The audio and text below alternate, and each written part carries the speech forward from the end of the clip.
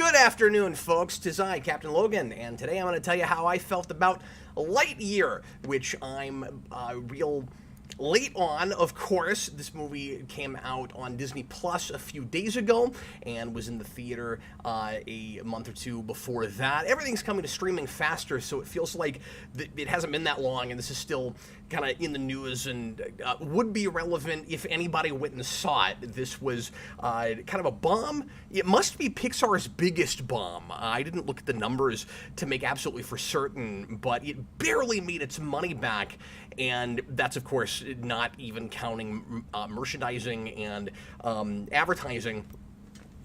And so yeah, like $200 million budget. That's about what it made, so Pixar definitely lost money on this one. This was a movie, and my apologies, by the way, if I'm not coming in real smooth on the stream right now. Part of the reason I'm late is because I was getting error messages, and hopefully you guys can at least hear me okay. But let me know if we're having technical difficulties, and hopefully I don't have to start this again. But anyway, let me say real quick, welcome. Thanks so much for being here. I'm flying, if you're watching live, thanks for being here after the fact if you're doing that. I'm watching, pardon me, I am streaming on my own today, flying solo.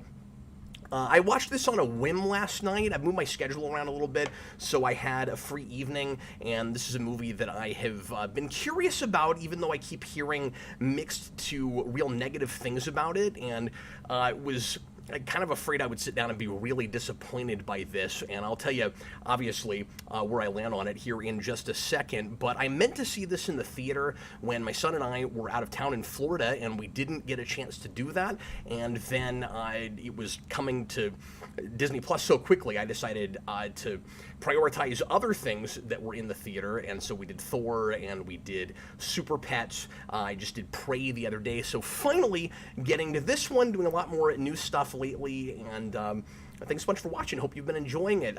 So I'm going to do my standard non-spoiler thing. I know this movie is months old at this point, and a lot of you guys that are watching this right now probably have seen it, but it didn't do well, and some people might still be curious to know if they should bother seeing it on Disney Plus if they haven't watched it yet. So I'll do a non-spoiler or real minor spoiler kind of sign flip, I don't know, 15-20 minute review, maybe less, and then I'll get into spoilers if there's spoiler stuff people want me to talk about. This is one that will be a little bit difficult to discuss without spoilers because a lot of my major criticisms and even my accolades with this movie are going to have to do with stuff that happens later in the film, and I'll have to give away things in order to do that. So if you want to make sure that I talk about any particular aspect of this movie, you can leave a super chat. I'm going to ask that you wait to do spoiler super chats until I get past the sign flip portion so that we don't spoil anything for folks if you can do that. I already saw some spoilers earlier, so if you've not seen this movie and you don't want to know anything until we get to that section, or you want to watch it on your own, don't look at the comments right now. Just look at me. Anyway, look at me. I'm making a show, you guys. I'm live streaming.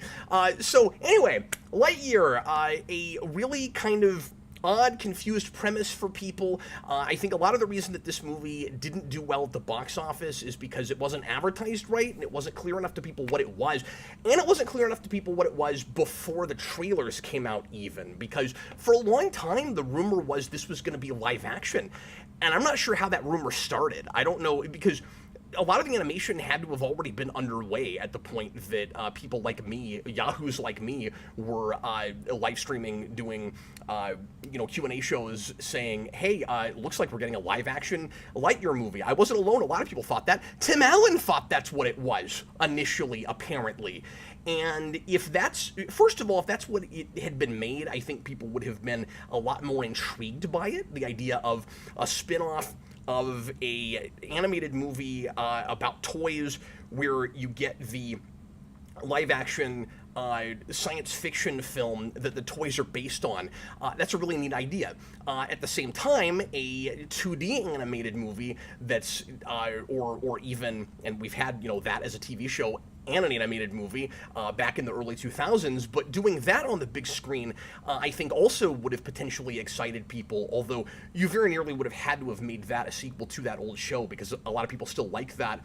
It's nowhere to be streamed right now. It's one of the few Disney things you can't watch on Disney Plus. Really kind of sucks. I always really liked that show, but the Saturday morning treatment for that would also be a thing that would excite people. What confuses folks and makes you look kind of pretentious and too cool for school is when you do a muted color palette CG Buzz Lightyear movie that doesn't look like it has any connection to this Toy Story franchise. And that's the way that Tim Allen kept talking about it when people would ask him what he thought about this project, where he's like, well, it doesn't seem to have any connection to what we did. And at first what he said sounded a little bit kind of naive and confused to me, or like he just didn't know what was going on. But then I thought of, because like he voiced Buzz Lightyear in the original Star Command movies, so this notion of an in-continuity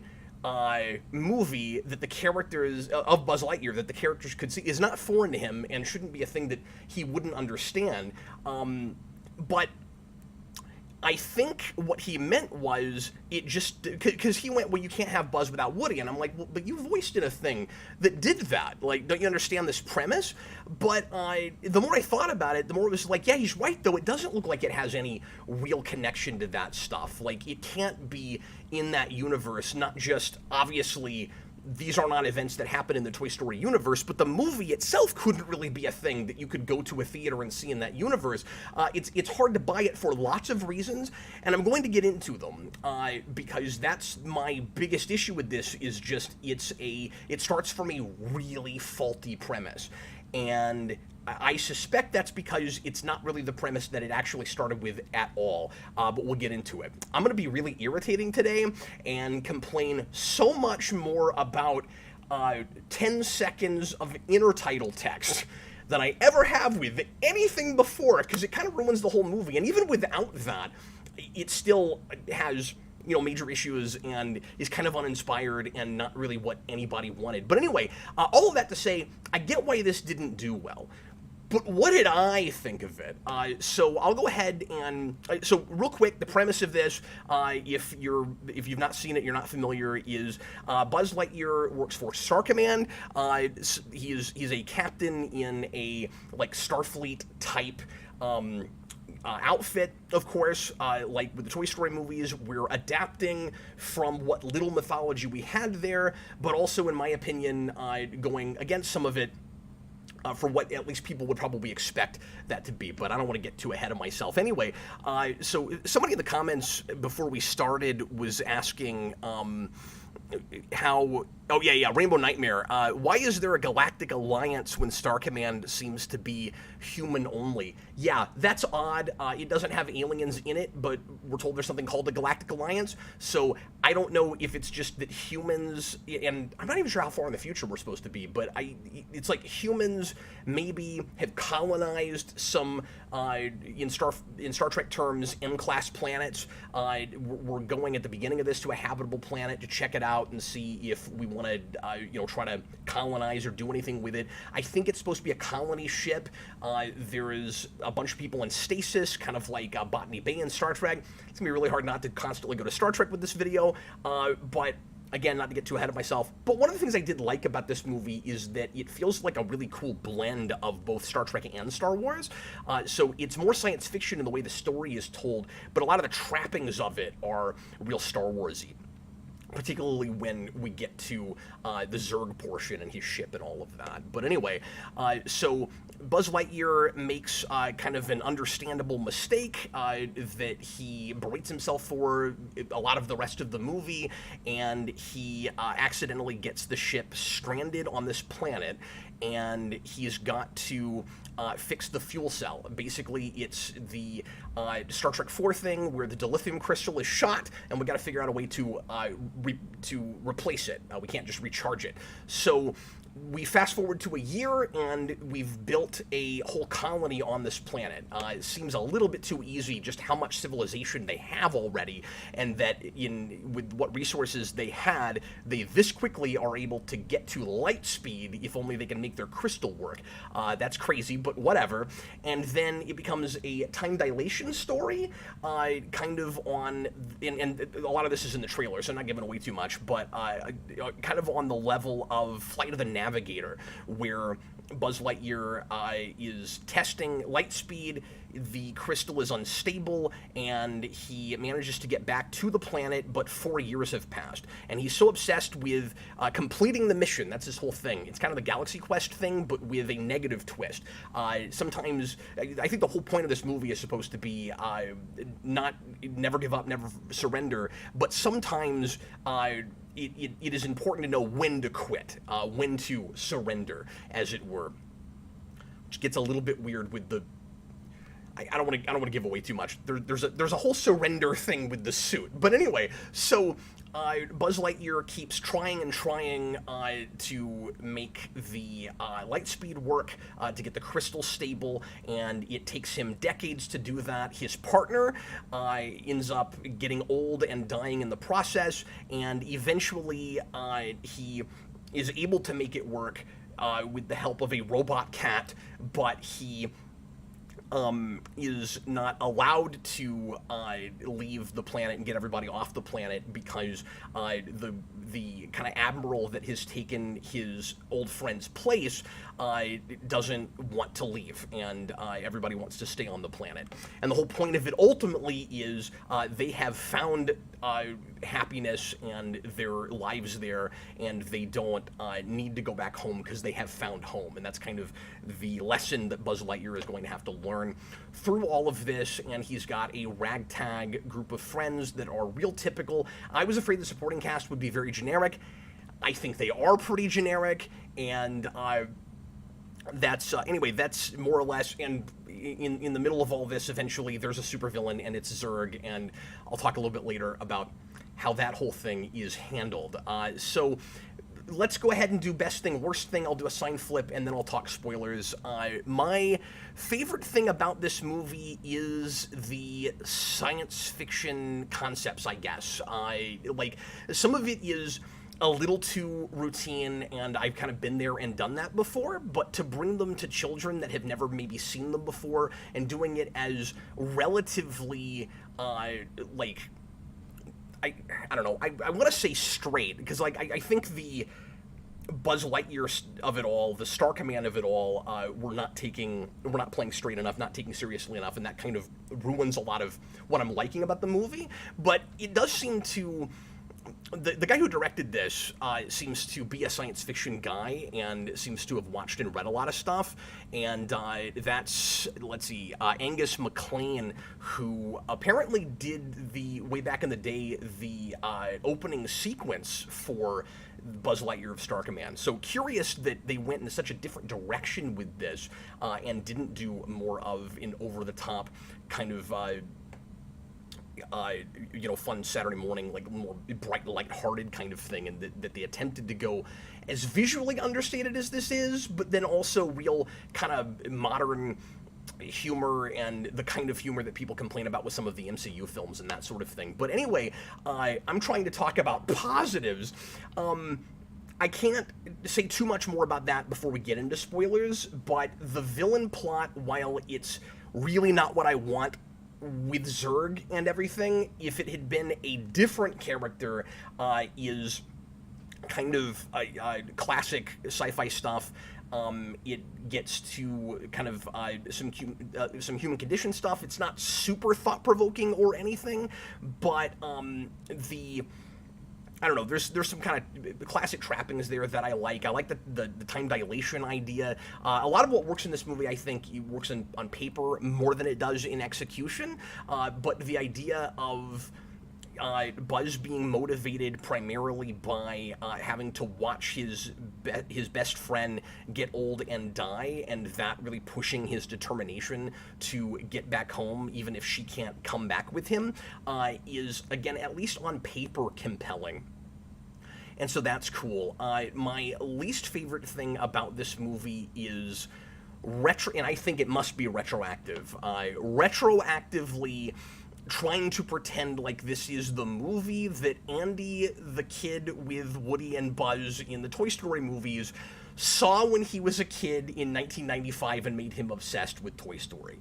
I don't believe it. I don't believe it for like 900 different reasons, and I will probably prattle on in the spoiler section about that for 10 whole minutes, because it breaks my brain and I can't deal with it. I think if you skip the inner title at the beginning, that's just text that says, and I don't know what it is verbatim, but it gives the year.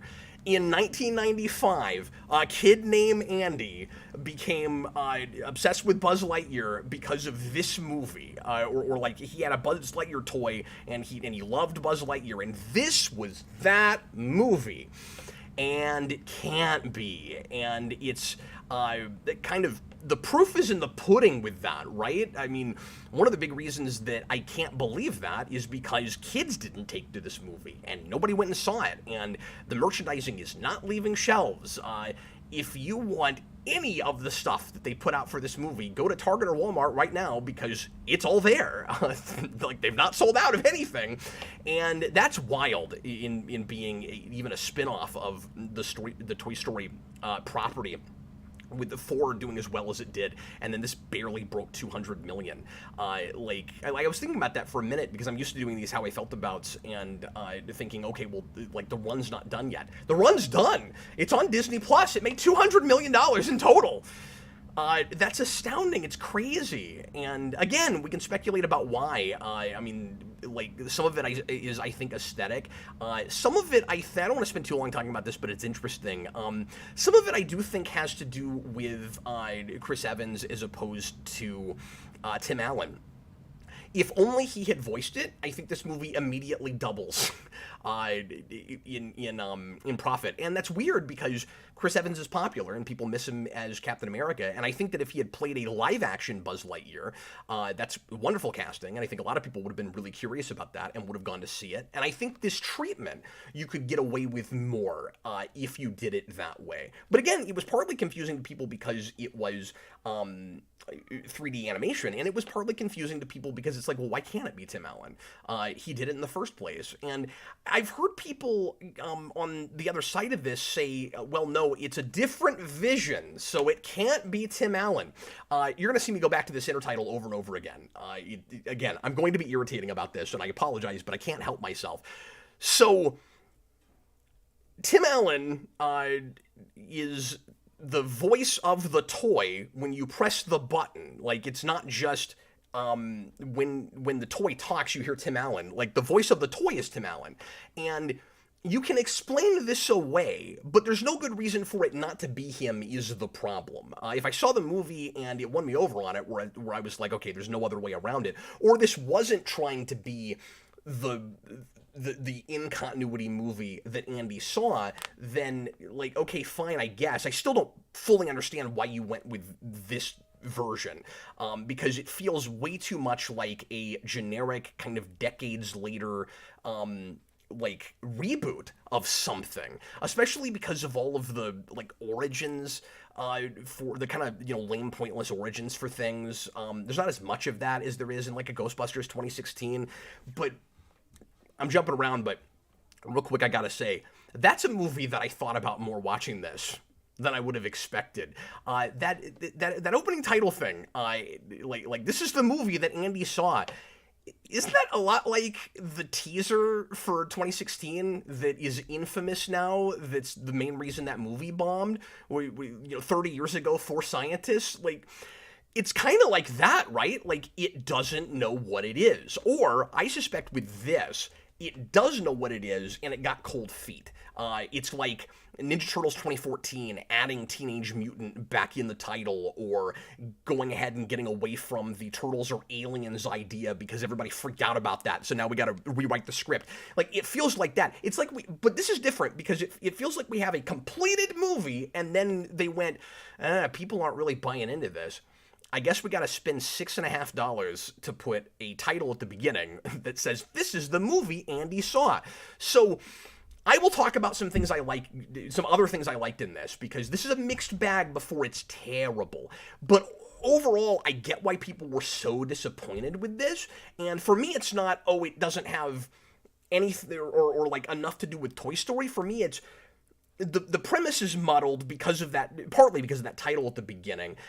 So only because of that, it has a little bit of that who is this for thing, but also I feel like you could have won me over a little bit more on a somewhat realistic Buzz Lightyear thing that actually isn't connected at all to Toy Story, and this did not do that at all. And some of that is because of like self-referential humor, which I'll get into, and stuff like that. So I have to say, not feeling it, and I wasn't sure which way my sign was going to go until like the very, very end of the movie. I will say, with the Zurg thing, I was like, okay, I'm probably going red, but I wasn't sure. And then that villain plot, I ended up liking a lot of things about. It just shouldn't have been Zurg. So yeah, I'll talk about that. So feel free now to put in super chats or questions in regular comments of any kind, and I will try to interact with you some in the comments. Thanks so much for being here, and thanks for interacting with me. Tom, $2 super chat. I really didn't like this. That's fair. Like I said,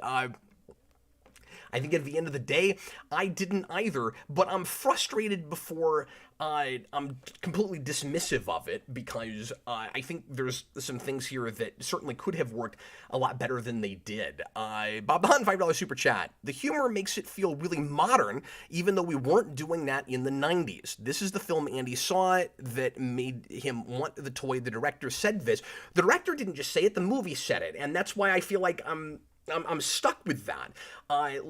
If you ignore that, let's say I was doing a score on the rewind scale, on 0 to 4 scale. This is a 0.5% better movie without that intertitle. So now I'm going to be annoying and break that whole thing down a little bit for you, especially since that came up in the super chat. So first of all, it doesn't feel at all like a movie that could have come out in the 90s. And not just because of the CG animated thing. I think the director said that the idea was supposed to be, this is a live action movie. And I guess that makes sense because that's what live action would look like in that world. But I honestly couldn't tell watching it if it was supposed to be a live action movie exactly or what, because I wish it had taken a little bit better care in not, this is going to sound weird, in not feeling as much like a cartoon as it does. Like, in some ways it's too serious, and in other ways it feels too cartoony. And I think that's just because there are things that it puts on screen that I'm not 100% buying in live action, you know? I guess these days you can do kind of anything with CG, but if it's supposed to be 1990, for instance, how are you again, we're in total spoiler territory at this point. I need to make a physical spoiler sign, I think. Why? Because I've kind of changed lately the way I'm doing this, where I don't do as many straight-up spoiler casts anymore. I like to do the how we felt about the spoiler cast at the same time, so that people can tune in for a few minutes at the beginning and get my initial thoughts. But anyway, so let's say this movie comes out in 1995, it's live action, and maybe I'm overthinking this, but how exactly would you do and I hate this idea, by the way, but how exactly would you do the surrender button? Like, you press a button, and there's a big foam thing that pops up and covers you. I don't see that looking great, and it also doesn't seem like a thing in the mid-90s you would do in a live-action movie. I would go back to sci-fi movies at the time, and that was we were kind of off the heels of a golden age of movie science fiction, and I would be looking at Terminator 2, and I would be looking at Alien, and I would be looking at recent Star Trek movies, and obviously Star Wars and stuff, and figure out what live-action movies look like. Not just what you could get away with in special effects and stuff, but also what the sensibilities would likely bring you to do. And I don't think this movie is careful enough about that if it's supposed to be live action. Like I said, it's just confused about what it's supposed to be.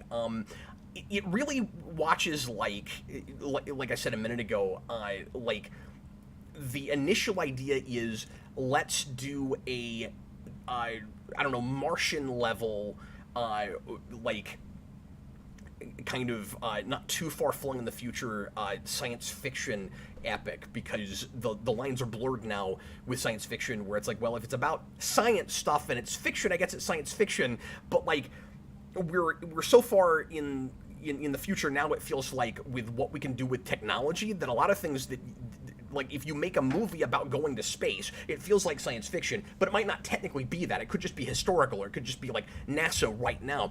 This feels like it wants to be that kind of thing, but then with some Star Wars and Star Trek mixed in. But like, especially at the beginning, that first act, it's very like a what's that? Like, it wants to be like a Interstellar. I guess that is science fiction, or a The Martian, or a Gravity, or something. And then they get cold feet, and they're like, oh, I guess we better, retroactively try to fit this somehow better into Toy Story. So other reasons that whole idea doesn't work. Like I alluded to a minute ago, we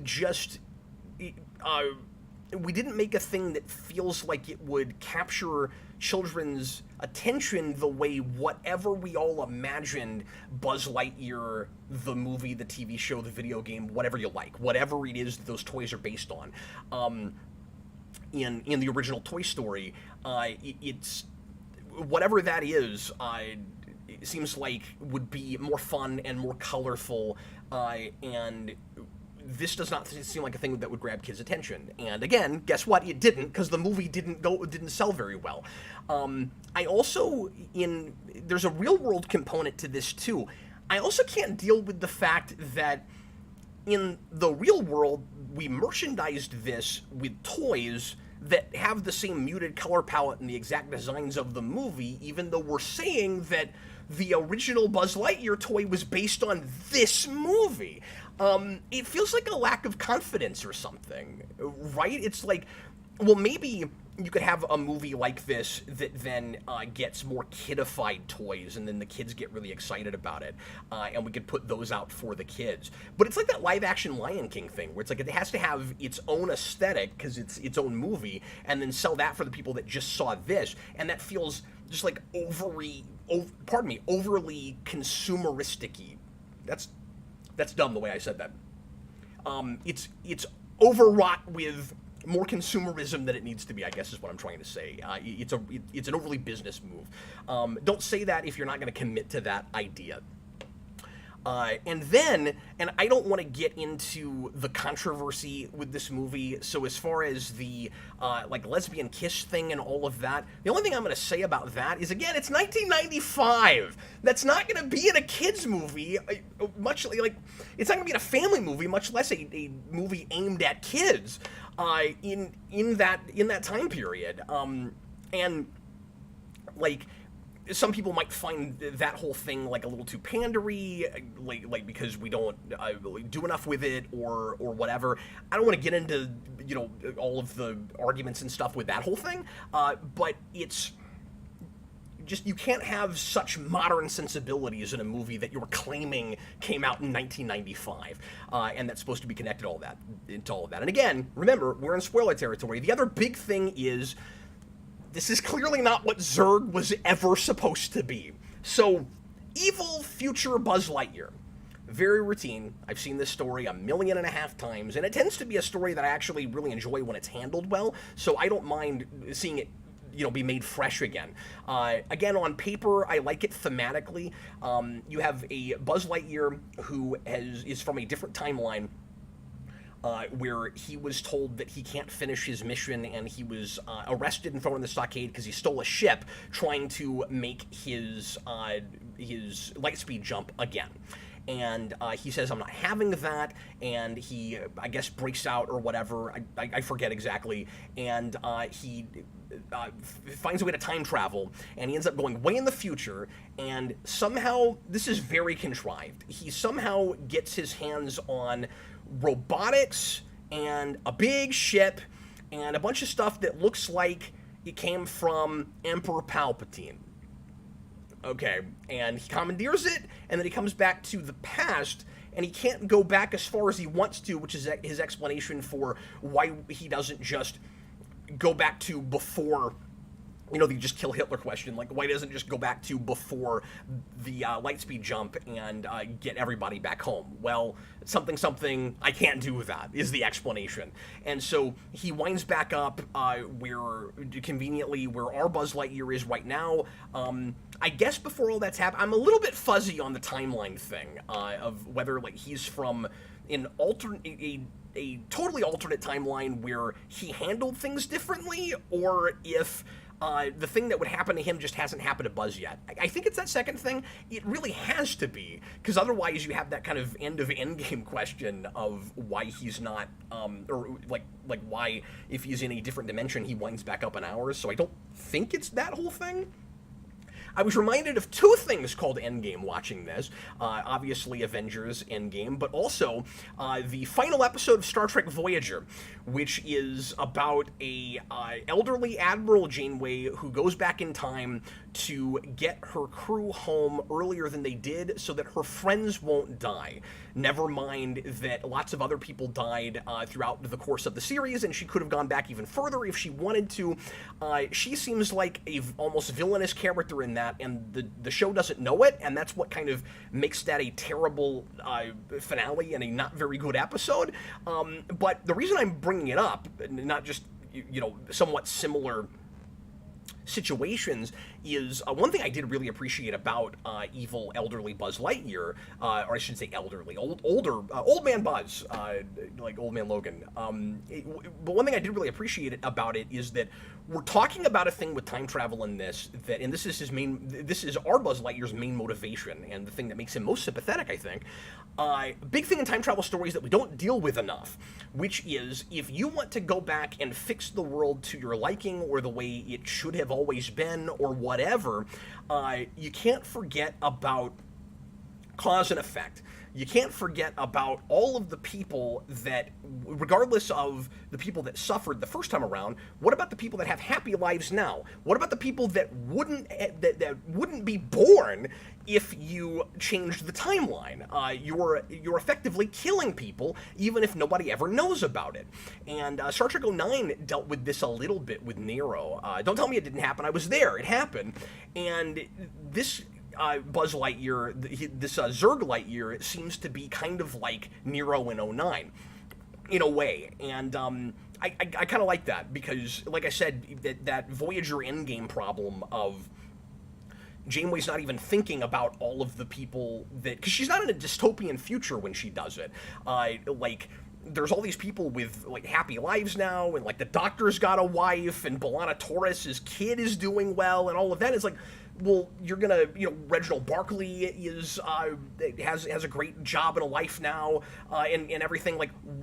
Why aren't we talking about the moral implications of that? It's Star Trek. And so I really appreciated dealing with the moral implications of it here, and that's what makes this Buzz Lightyear the bad guy, is that he's willing to take everybody's lives away from them in order to get the original crew back home, which is the other thing that makes it like Voyager, right? It's about trying to get home.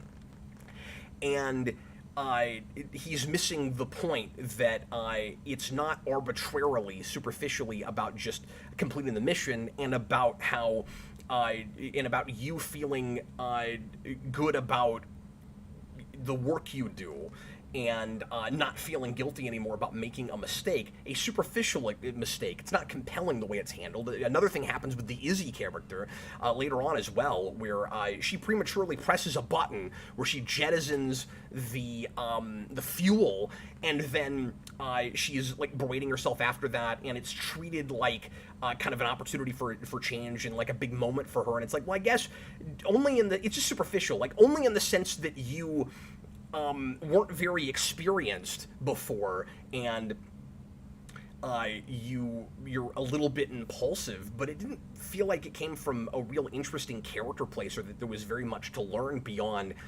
Pay better attention, I guess, you know. And the same thing is true of Buzz at the beginning, but like that thing is even worse because it's like, okay, like so you tried to fly the ship where you wanted it to go, and you couldn't do that because you were having like problems with your ship, like.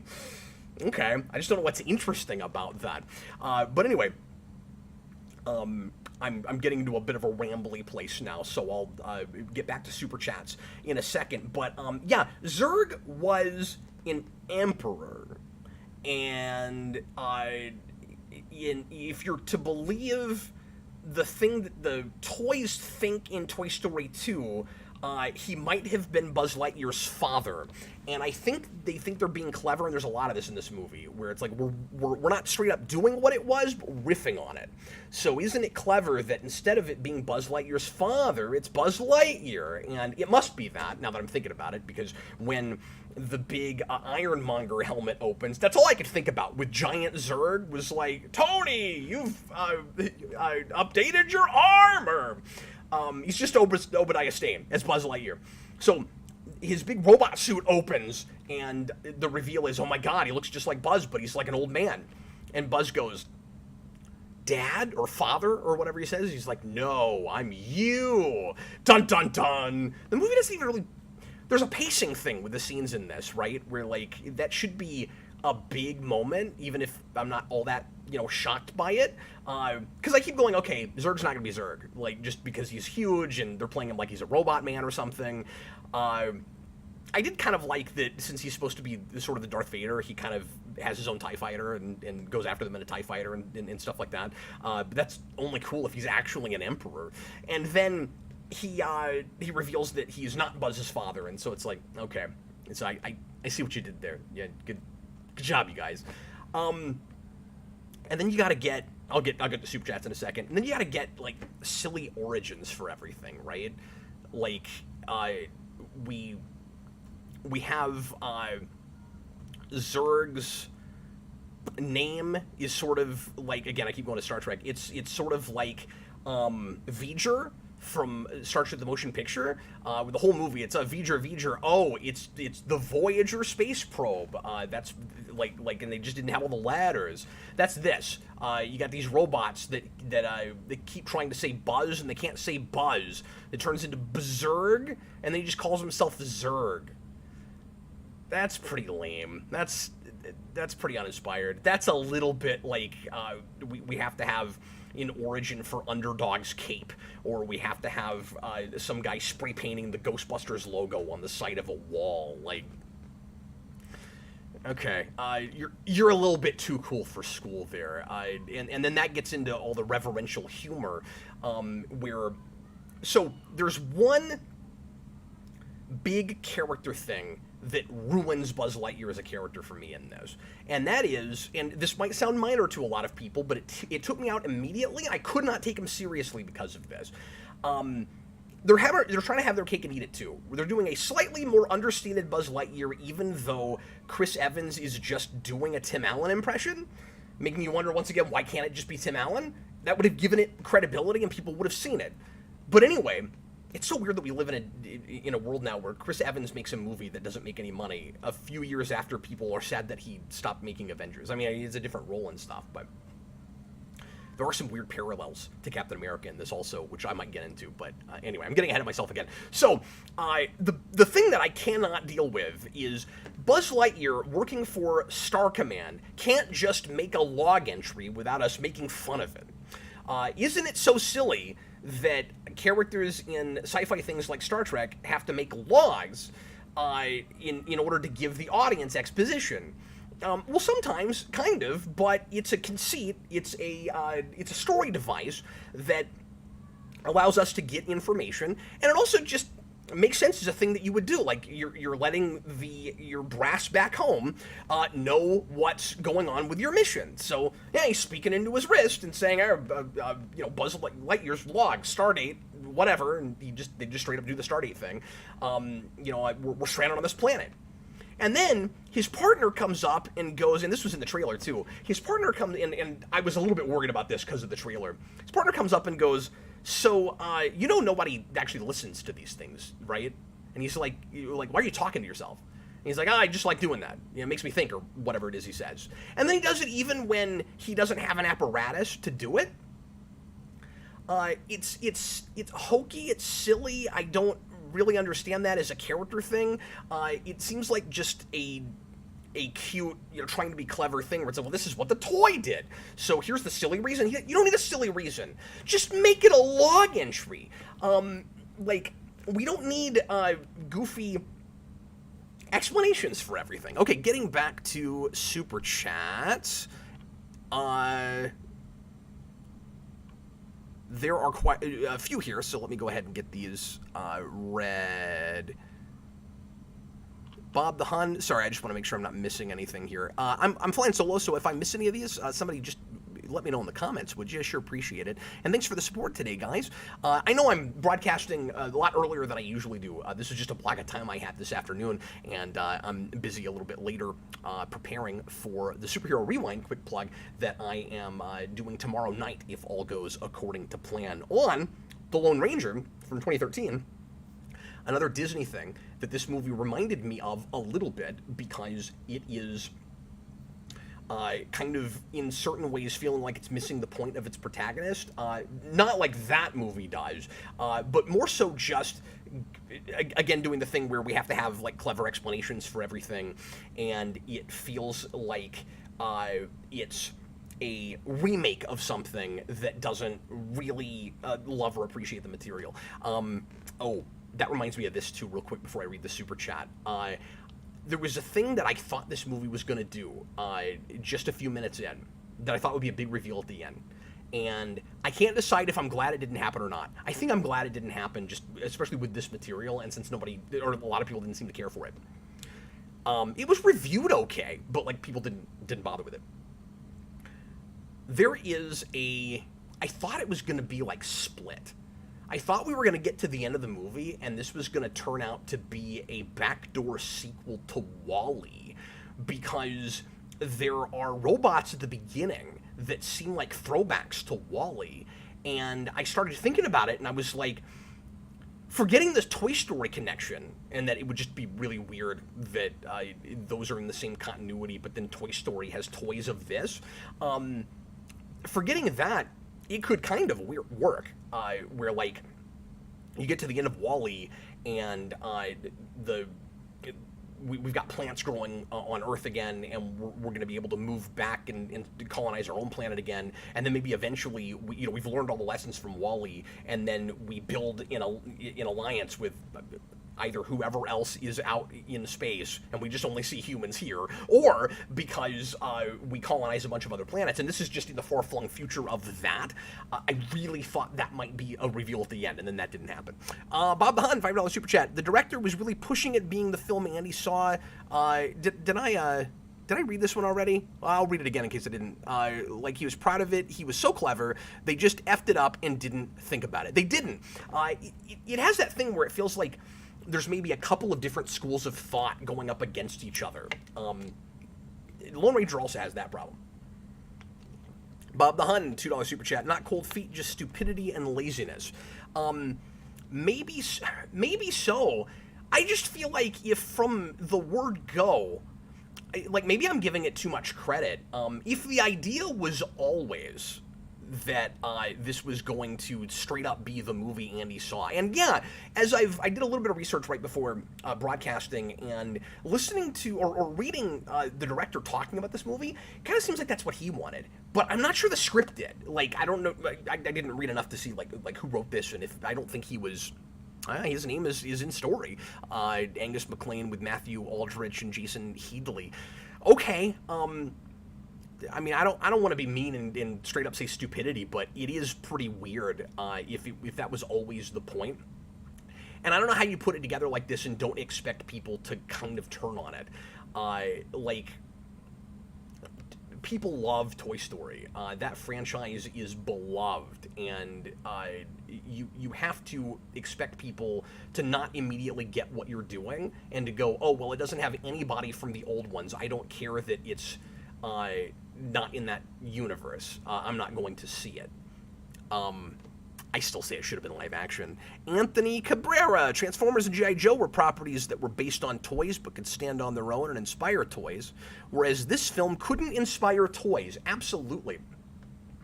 This feels, it's not as bad as these or anything, but this is like Transformers, the live action movies, in that if you started with that, I don't know that people would buy the toys.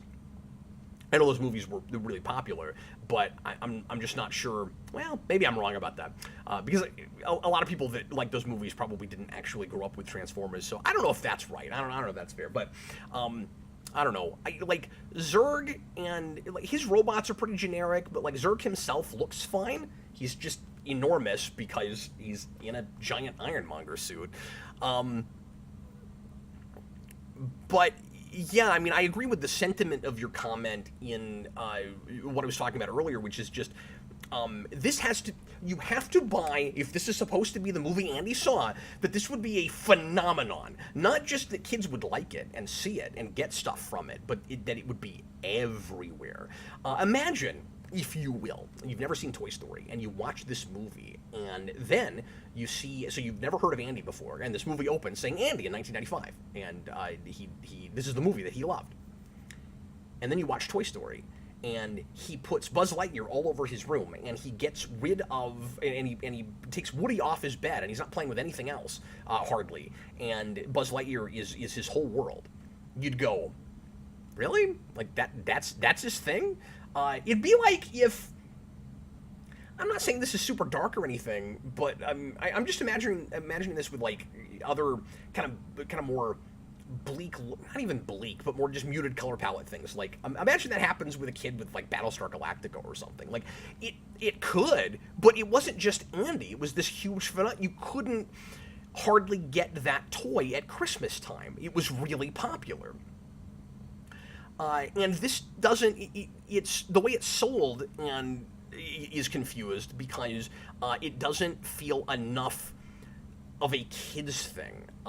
It feels like a formulaic Pixar movie where it feels like Pixar trying to be Pixar, where it's like, this is the formula, okay? You have these kind of more adult premises sometimes, that appeal to kids, but are I shouldn't say more adult, but I mean something like Up or Ratatouille or whatever, like doesn't immediately appeal to kids on the same level as just here's your fish movie, here's your toys movie, that kind of thing. It's a little riskier than that, right? And like WALL-E grabbed kids because it was a cute little robot, but it's a big space epic, and that got adults excited about it too. This is trying to do both of those things again, and with the same kind of material. It's like trying to blend Toy Story with WALL-E, or just make that character, make that WALL-E. I digress. The point I'm making is, it's gotta be a really exciting adventure story, and it's just not enough of that. I think it tickled sensibilities that I've developed as like a Star Trek fan and stuff in some places that it wouldn't have really grabbed me that hard when I was a lot younger, I don't think. Like I said, I kind of appreciate the attempt at blending Star Wars and Star Trek with it. That's the one big thing I'll give it. But you have the montage, right, where his partner, Izzy's grandmother, is growing old over time. And it's supposed to be really tearjerkery. And speaking of Up, like, it felt like it wanted to be the montage at the beginning of Up, where I'm supposed to be, like, I saw that movie in a fork and screen, and I was, like, crying in my pizza. Like, that hit me so hard. This wants to be that. And I kept watching it going, this in a vacuum feels like it should be so effective that Buzz Lightyear is watching his friend dying while he's not aging so that he can try to get everybody back home. Inherently, that is dramatic and compelling. And I didn't care. And I kept going, why am I not caring? And I think it's because I'm not buying that character. I'm not getting what's motivating him initially beyond just, I'm a space ranger, I'm supposed to finish the mission. That said so many times that I kind of tuned it out. I got to a place where I was like, okay, I get what the moral of your story is. And then it's a little bit of a twist when you're like, the moral of the story isn't the Galaxy Quest thing, it's that you have to learn when to quit. So like, again, I like that, but I didn't care about him like I really want to. Phil Kelton, thanks very much. This movie looks really nice, but it's 3 stories that ain't given time to be told well, and aside from the cat, I wanted all the side characters to die. Isn't that weird? I had the same thing. I was like, that cat is going to be the most irritating character ever. And it's a little bit like what I had with Forky with Toy Story 4, where he turned into my favorite character. I'm not like in love with the cat. Like I kind of fell in love with Forky, but the cat was not annoying. I will say that. I did not mind the cat. The cat was kind of fun. Speaking of Star Wars and Star Trek, it was a fun fusion of like R2-D2 and Data. But I also appreciated that it didn't turn into a real kind of hammy, like standard story about, oh, the cat is sentient, or not sentient, but like self-aware and has a soul, and or questioning if it did and all of that. Like that would have just been too much to shove into this movie, and I kind of thought it was going to do that, and appreciated that it didn't. It was just, sort of like Star Wars droids, where you can decide for yourself if that's a person or not. As far as the movie looking really nice, it does. It's fine. I wasn't blown away by anything like I usually am in a Pixar thing. I mean, the standards are just so high. I kept having, weird way the thing I did, and don't ask me why I went and saw this, years ago with Planes, the Cars spinoff that nobody bothered with, that got like a direct sequel to, that I bet not one person on the planet has seen. And the difference is, so that was a 3D animated movie where I was like, I mean, the animation is adequate, but it's not super impressive. Pixar didn't make it. The story is not great. Well, Pixar didn't make it. I kept feeling that way with this, except Pixar made it. It's weird. There should be more space spectacle, I feel like, with this. And there are places where it's certainly trying, but I didn't have what I did with WALL-E. I'm not awestruck. And maybe it's just because I'm not finding the characters compelling enough. But, like, I didn't find this movie real awe-inspiring. And I did WALL-E, and that's so curious because in this, we leave the Earth. We go so far away. And WALL-E is just, outside the Earth in our solar system. Chewbacca's Lover, $5 super chat. It's not just that it doesn't match the cartoon, which Disney hates for some reason. I know, I don't know why. It doesn't match the backstory given the first Toy Story by Buzz. Yes, exactly. Well, and I'm not complaining that it isn't Buzz Lightyear of Star Command. I just think that something closer to that would have been probably more popular, or if you went all the way the other way. And see, here's what I think this should have been. If you want to be again, live action, but if you want to do the live action thing, you want to do a sort of more grounded Buzz Lightyear thing, and you don't want to do like, the silly robot and all of that, even though this, has kind of some silly robots in it, and it's got a robot cat, so I don't know why you don't want to do that. Why do they hate that show? What you do is you do an in-continuity, like, live-action movie based on a Saturday morning cartoon, which might sound potentially confusing to an audience, but if you do it live-action, you don't have to explain it until people go see it. Because then it's just, oh wow, they made a live-action Buzz Lightyear movie that's just a sci-fi epic. Okay, you go see it, and then you shock everybody by opening the movie within like the Toy Story universe, and Andy is an adult, and I'm just making this up right now in the moment.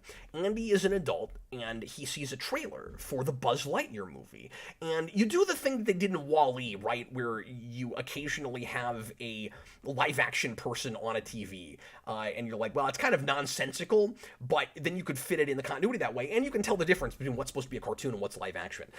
It's nonsensical, but But you could have an internal logic for it, maybe. So anyway, you've got an adult Andy who's looking at the TV and sees a trailer for the live-action Buzz Lightyear movie, and he's like, oh man, they're remaking everything now. I don't know about this. I don't know how I feel about it. And then he's too curious. He can't help himself. He goes and buys a ticket, and he goes and he's wearing his Buzz Lightyear T-shirt, and he goes and sits down in the third row, and he's watching the movie, and then we get in the movie. The movie that we have here probably should have had some sort of bookend like that, because that would have given it some credibility, some kind of in continuity Toy Story bookend. Bob the Hun, $2 super chat. This ripped off 90s Lost in Space, same plot. Holy crap, you're right. It is pretty similar to that, isn't it? I haven't thought about that movie in a long time. Philip Kelton, I think the whole Andy Grew with this was meant to be like how Jurassic Park, Aliens, and T2 had a toy line, but those were serious and not for kids. Yeah, again, you can explain it away, and maybe that is kind of what they were thinking, but it, I don't know, like I said, proof's in the pudding. It didn't really work out. The difference is those movies were not based on a property that was aimed for kids in the first place. This feels like that thing where, okay, adults grew up with it, and so now we're going to try to make a thing for those adults and not think as much about the kids, but just make it a thing that like they might like if they go see it. I just think that it's trying to get into that sweet spot of something like Incredibles, where Incredibles is really not a kids movie, but you can watch it on different levels. It's so much fun for kids, and then it's really thoughtful about its social commentary and stuff, and gets a little heavy, gets a little scary in places. And I think it wishes it was that, and it can't be. It can't get there. It isn't that. I don't know. I don't know if just the wrong people, like I hate to say it like this, but just people not talented enough at what they were trying to accomplish with this came in, or if they were just worried about too many things. If it was like, this has got to be really modernized or it's not going to work out. No, make a 90s movie. Make a movie that could come out in 1995.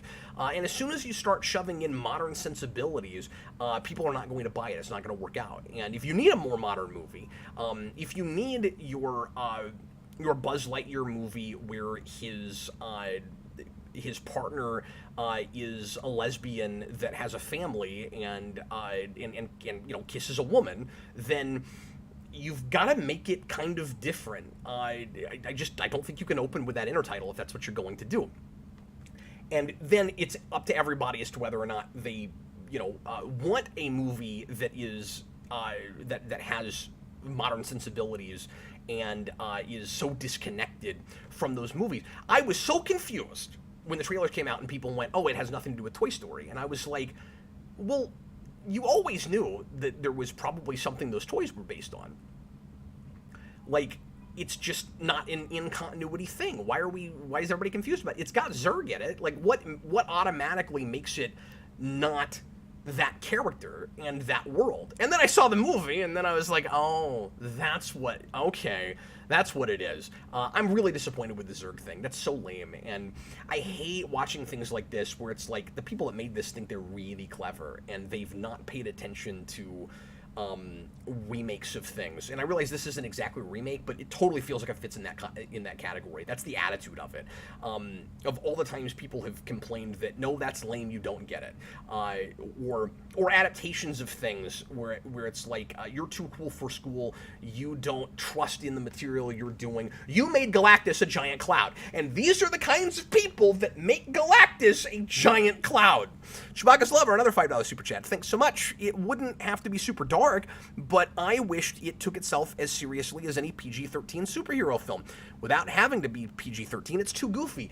Yeah, it is. Like, again, in some places it feels like it's taking itself way too seriously. In other places it's too goofy. I am convinced that the meat sandwich is an idea from some other thing that somebody working on this had, and commandeered it and threw it in this movie. It's the future, so, and also like on this, that whole thing baffled me. Like on this planet where they've colonized, it's the future, so people eat their sandwiches differently. They put the meat on the outside of the bread. That's a thing you can do going to another culture, or like another planet, or that's a thing I could see in as a weird quirky gag in something like Everything Everywhere All at Once. That doesn't fit in this at all. He's been gone 26 years, and now everyone eats their sandwiches inside out. What? What does that have to do with anything? It's just bizarre. Real quick, another thing, and I'm going to go ahead and end off here in a little bit. So, last call for comments and super chats.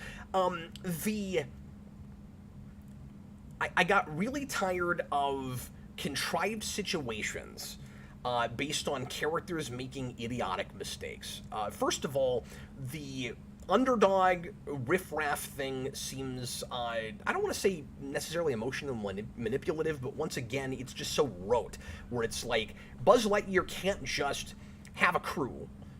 They've got to all be slack-offs and cast-offs, right? And then we'll root for them. It would really help if we saw what Star Command actually looks like. Like, I realize that we have, two competent Star Command people, but that Star Command officers, but that's all we have. And I think for kids to get, again, you're supposed to not just like current kids, what would they be excited about, but also just Andy got enamored with this. You'd expect that he got to see what Star Command was like in the Buzz Lightyear movie, and we don't have that here. So they're all kind of goofballs and not great at anything, or not great at stuff. And then we find out that each of them has some kind of an ability, and then they help Buzz Lightyear get through things. But sometimes, despite themselves, and when you get to the end, and he's like, "This is the crew I want," I don't buy that. It seemed way too easy how quickly he made friends with them, and that all felt stock and formulaic, of course. But again, the thing that was driving me nuts was you had too many scenes where a character would do a dumb thing, and then either it was supposed to be really dramatic, and we were supposed to feel bad for them and see it as a teaching moment and changing and growing moment, or it was an excuse to push the narrative along. So the clumsy guy knocks, is that the guy voiced, I think, by Taika Waititi. Clumsy guy knocks the robot cat off of a counter. Somebody, before the show started, I forget who now, I'm sorry, was like, I don't even know why the cat was offline. I don't either. And that character knocks the cat off. And I could not believe they did this. There's a moment where we're supposed to be worried that the cat won't come back online because it got knocked off a counter. Not even epic sacrifice moment toward the end. I thought we'd get more of that than we did. Not even that moment where oh no, the cat saved everybody, but maybe it's dead, and then, oh no, it's fine, yay! It wasn't even that old chestnut. It was that, but in the middle of the second act, and just because he got knocked off a counter. And then the only reason we did that is so that he can wake up and then give us the help me Obi-Wan Kenobi message from Izzy's grandmother. That was nuts, and there are a few places where it does stuff like that. Phil Kelton again. Buzz having to learn to work with newbies and be more open makes no sense when people's lives are on the line. Yeah, that's a really good point. I absolutely agree with that. Anthony Cabrera, this does the stupid origin thing where you get to the end of the movie and now the adventure can begin. Yeah, now he's the character that and I'm so sick of that. Only a couple of things have ever pulled that off. And I was actually I actually felt satisfied by the end and enjoyed the character, the proto version of that character, like Casino Royale. And I don't even put Batman Begins in that category because I feel like he's actually Batman a lot earlier before that happens, at least to some degree. But Now it's the Adventures of Star Command. This is the episode 0 of Buzz Lightyear. Yeah, and it's not surprising that nobody cared. And also, you could almost say that it has that Power Rangers 2017 problem of we have to earn the Power Rangers. Yeah, you don't have to earn the Buzz Lightyear. Just freaking give us Buzz Lightyear. We'd like to see what Star Command is like, please. Like make it, make it fun and kitschy and riff on lots of sci-fi things. And there's a little bit of that in this, but it's reserved at the same time as it's not, and it's confused and irritating. And the director talked about how if he could get a trilogy, that's not going to happen now, the next movie would be more like Buzz Lightyear of Star Command. Well, you messed that up, because that's what you should have made in the first place. Bob the Hun, $5 Super Chat. It would be really cool to take a show within a show and play it straight. Exactly, and that's the optimum word right there, by the way. Play it straight, because it's probably played straight in their world, helps make it feel fake. Absolutely, 100%.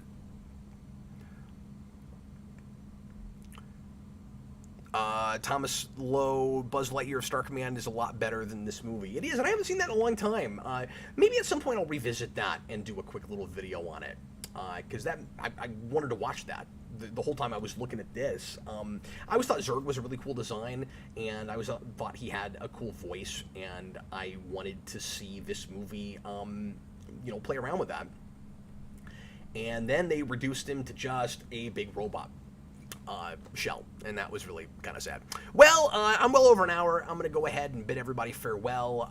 So that is, I didn't think I'd talk for a whole hour, but thank you guys for engaging me, and once again for the support. Really, really appreciate it. Always fun to come on and stream about whatever, and thanks a bunch for being here. We had a real nice crowd this afternoon. I am not feeling it with this movie. I'm sad to say, and again, I didn't hate it. The more I'm talking about it, the more frustrated I am, which is why I talked a lot more negatives than positives with this. But that's where I'm at on it. I finally saw it. There it is. I'm not going to say that I wish I hadn't, I guess, but I wish it was a different movie, most assuredly. Rainbow Nightmare, he was voiced by Wayne Knight in the show. What are your thoughts on James Brolin's acting? He's talking about... Are you talking about Zurg? Was Zurg Wayne Knight? I didn't even realize that.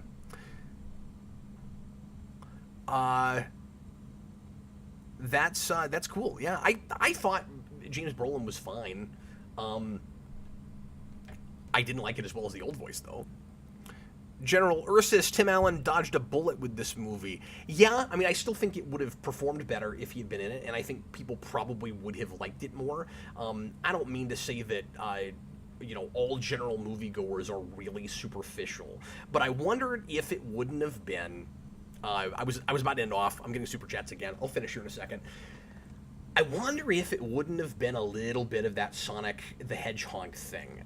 And I know I'm a little bit off on an island on this, and a lot of people like that movie, but I still feel like if they'd gone with the original design that people hated, I heard people boo in the theater at that trailer.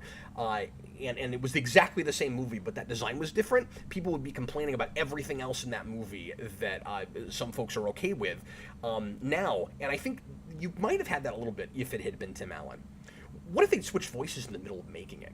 I wonder if that had happened. And that would never probably happen, but just humor me for a second. Let's say they go, oh, everybody wants Tim Allen. This movie is going to bomb if it's not Tim Allen. We better tell Chris Evans to take a hike. Chris Evans, maybe 5 years from now, we'll make a live-action Buzz Lightyear, and then you can be in that. And then they bring Tim Allen in, and he voices it. How does the movie perform at that point? I wonder. Maybe exactly the same. Chewbacca's Lover, $5 Super Chat. The problem with the 90s thing isn't that they tried to make it feel like a 90s film and failed. Like, they missed some things. They didn't even try. Oh, yes, they didn't try at all. That's why I say it looks like... Yeah, at all. It feels like a remake of a thing that didn't really exist. That's what's so curious about it. It's like, imagine there was a... Well, I guess there is Buzz Lightyear of Star Command, so you could say it feels like a remake of that. But, just imagine, like, in continuity of Toy Story, there's whatever Buzz Lightyear originally was, and then you get to 2022, and this is what they make now. It has to be a live action remake in that world. That's all it makes sense to be, and a mediocre one at that. Honestly, it's super realistic if that's what it is, because that's what we make. That's what we made. But Pixar, it's beneath what Pixar used to be. They are real hit and miss these days, and still trying to rest on their laurels. And this is the punishment for it, man. Like, they've had, like, Good Dinosaur and stuff. They've had movies that didn't perform great, but did. I don't think they've had anything that's bombed like this that didn't, like, more than make its money back. And I'm really hoping that they learn the right lessons for this, and they go, okay, people no longer see us as that do no wrong company, that if it has Pixar on it, they're going to see it. Like, this proves it right there. And that was already proven, but, like, it's more true than it's ever been. This feels like it's starting to feel like a YouTube channel that used to have a real big following, and it's fallen off some, and they've still got a few people that stick around and watch it, but, you know, like Geekvolution. I'm joking. What else? Epic Start, have a great night, Cap. I will. You too. I'm about to go have some dinner. My wife is making fajitas, and I'm very excited about it. And we're going to eat our fajitas with all the meat and the vegetables and stuff inside the tortilla and not outside. Anyway, thanks so much for watching. Hope you enjoyed it. I am going to be back tomorrow night, if everything works out, at 10 o'clock. I know it's real late on a Monday, to do the Superhero Rewind unscripted on The Lone Ranger. I've watched that once this week. I gotta take notes on it tonight. Yeah, I gotta watch that twice in a week. I don't know how long that's going to be. That is a pretty cut and dry review, I think. But I'll be doing that tomorrow night, and then bear with me on scheduling. I'm kind of messing with stuff a little bit. I'm going to be doing Rewind on Monday, and then Tuesday is Captain Logan Show. Wednesday is The Request. Thursday is another Captain Logan Show. And Friday is a kind of potpourri night where this month we're doing more requests, but Austin and I will sometimes do a comic vault, and we'll sometimes do commentaries, and all kinds of things could happen that night. So I'm going to try 5 days and taking the weekend off, and I may not stick to it. I don't know if it's going to work out, but I'm going to try that for right now.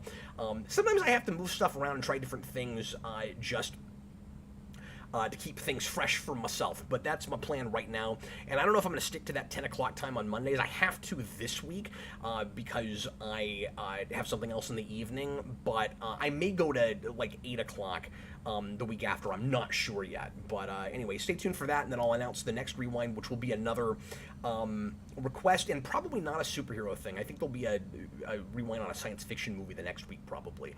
But stay tuned, everybody, and I hope you enjoyed the stream. I had a wonderful time with you, and thanks for being here. I'll see you later, folks. Bye, everybody.